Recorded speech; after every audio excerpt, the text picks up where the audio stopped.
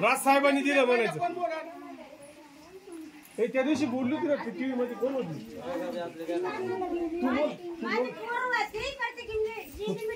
तू बोल ना मग. ये राजा बोल. बघा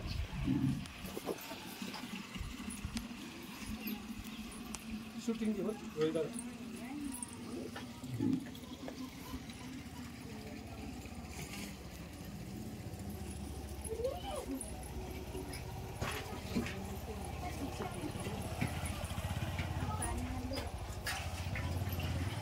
आपण तिकडे जाऊ ना. टँकर दिला होता मागच्या वर्षी. भागीरथी टँकर दिली. रामदास पुढे आहे ना. रामदास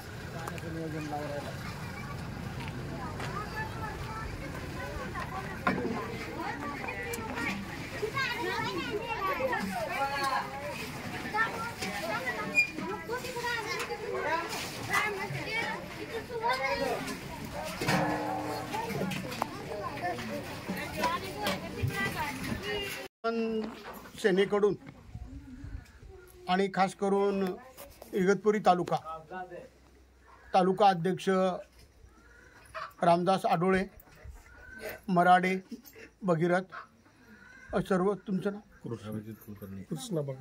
कृष्णा भगत, अभिजित कुलकर्णी, इचम ॲडव्होकेट इचम आणि जिल्हा अध्यक्ष अंकुश पवार यांच्या या माध्यमातून आणि मान्य राजसाहेबांच्या आशीर्वादानं, त्यांच्या आदेशानं या नाशिक जिल्ह्यात ज्या ठिकाणी ज्या गोरगरीब जनतेला स्वातंत्र्य मिळाल्यानंतरही अजूनही पाण्याची सोय झालेली नाही आहे. आज इगतपुरी तालुक्यातलं आवळखेड गावातला पाडा आहे. 2 किलोमीटरहून या भगिनींना पाणी आणावं लागतं. आपण बघितलं एवढी रांग, 5 मिनिटात एवढी रांग लागली आहे. गोरगरीब जनता आहे, यांच्यावर अन्याय होतोय. एकीकडे सांगितलं जातं का जल जीवन मिशन योजना ही महाराष्ट्रभर राबवली जाते, मग कुठे ती?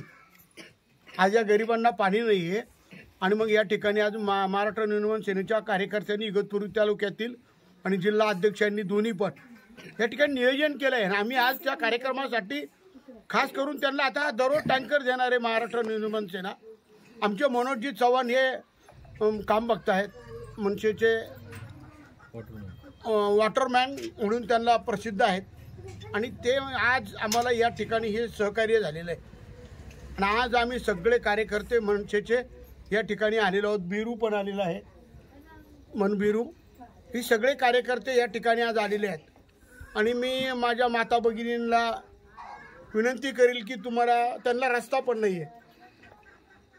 जे कामं असतील, ज्या अडचणी असतील, आमच्या महाराष्ट्र नवनिर्माण सेनेच्या इगतपुरी तालुक्यातील कार्यकर्त्यांना आपण सांगा.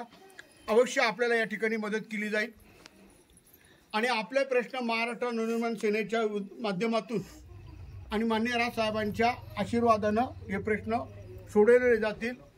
आणि माझी शासनाला, इथल्या आमदाराला, खासदाराला विनंती आहे की आपण आमदार हिरामन कोसकर आणि खासदार राजाभाऊ वाजे यांनी या गावांना या फक्त मतं घेतले आणि नंतर फिरायचं पण नाही. यांचं पाण्याची सोय करायची नाही. यांना पाण्याची सोय करून द्या. स्वतंत्र मिळून 75 वर्ष झाली तरी पाण्याची सोय नाही आहे. आणि आज महाराष्ट्र नवनिर्माण सेना इथपर्यंत येऊन पोहोचली आहे. त्यांना पाण्याची सोय आम्ही आज करून दिलेली आहे. त्यांना पूर्ण उन्हाळाभर आम्ही पाणी देणार आहोत आणि यांची सोय करून देणार आहोत. एवढं बोलतो, थांबतो. जय श्रीराम.